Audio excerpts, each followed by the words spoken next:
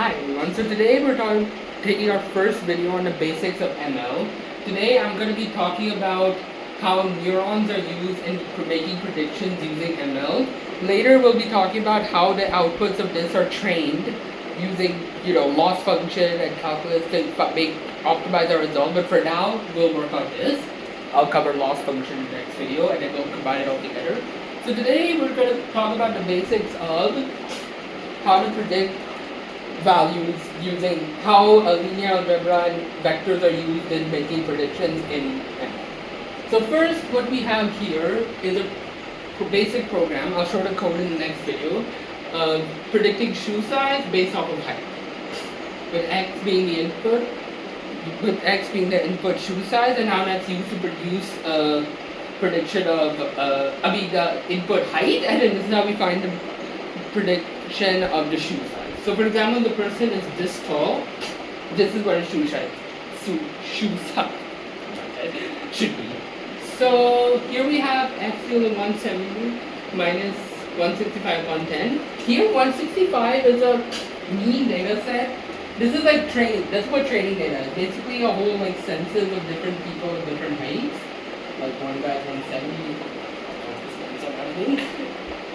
170 inches, another guy 165, so on. So you just take a mean of that, add them all up and divide by the numbers in the array to get the output, which is in this case 165.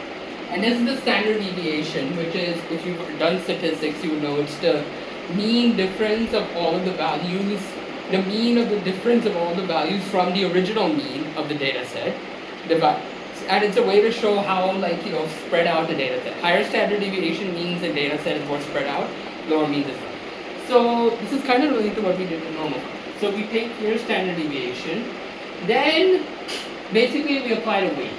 What is weighted and all? You must have heard it a lot in calculus. You must have heard it a lot in linear algebra.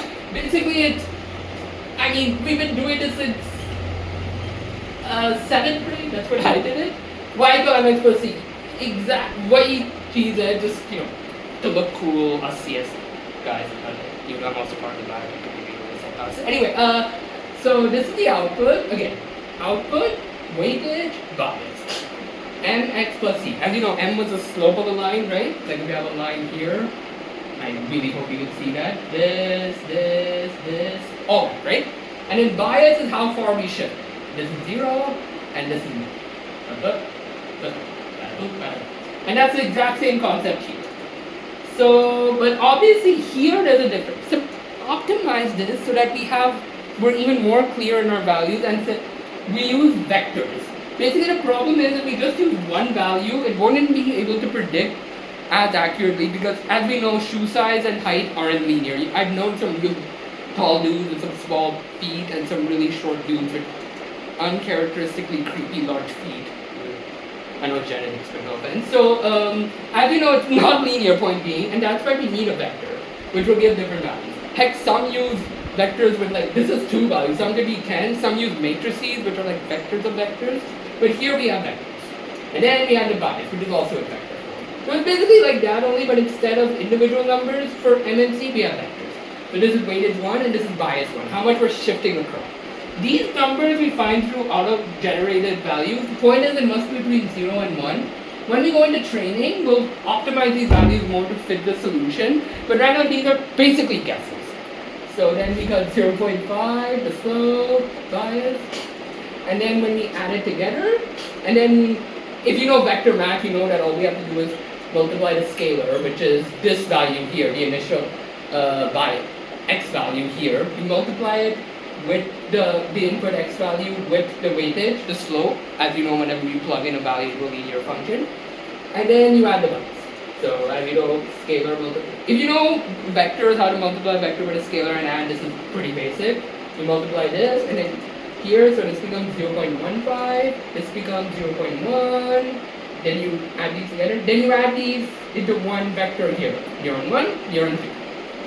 After that, you have to do something that I'm not entirely sure the math behind this, but all I know though is that obviously it won't apply for this case. There's something called a rectified linear unit function where, like for example, everything here is positive, but if this were negative 0.3, right? we would cut it out. You just replace it, make it into 0. And the reason is because they say that anything less than 0 could interfere with the final value. I mean, they have a point, like, who knows, maybe you'll call the suicide stuff negative. Like, I know our feet, some people have small feet, but I'm sure none of you have negative suicide. Anyway, so that's kind of like my basic understanding of it, but I'm not entirely sure, but that's why we have to do that, rectify linear unit. And then what we do is A1 do 0.253, because there's nothing to get. Sorry, tiny back mistake here. Holy smokes. Glad I caught that.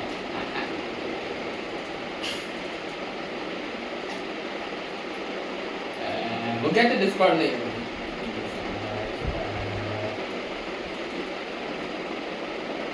I'll fix math on that later. But yeah, anyway, so 0.3 here. Now we got A1. Now this is two neurons here. Basically we got a 2 neuron answer, which are the values that are going to be used to predict this. Neurons, as we know, in fact in ML when you see these fancy diagrams, these are neurons. In our case, it's a very tiny example, so we only have 3 neurons, so the diagram will look like this, but I'm sure you've seen these huge,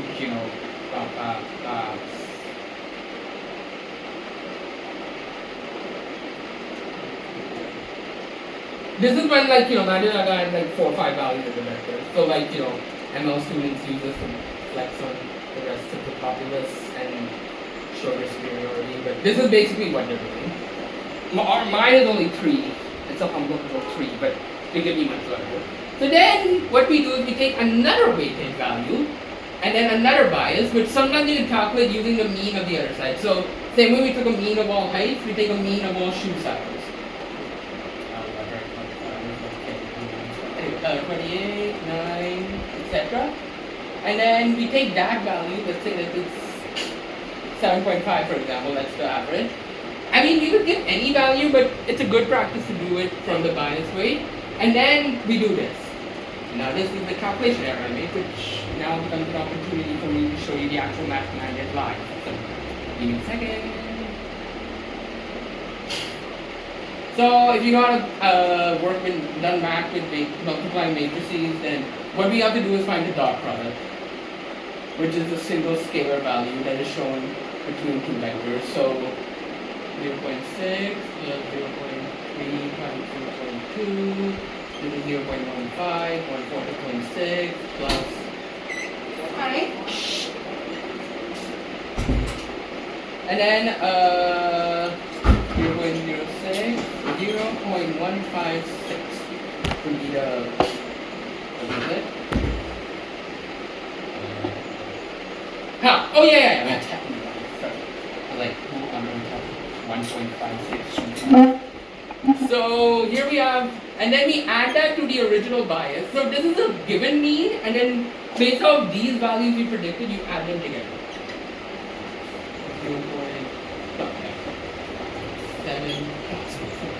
756, and then that is the predicted shoe size for this gentleman right here. So this is the basic, like whenever you see AI being able to do all this cool stuff, think like a human, blah blah, under the hood, this is part of it. Obviously there's more because I have to add in loss function, which I'll explain next time, and then training it to be more accurate. But this is the crux of it. This is kind of an explanation of what this diagram does. So next time we'll do loss function, I'll explain how that works. Goodbye.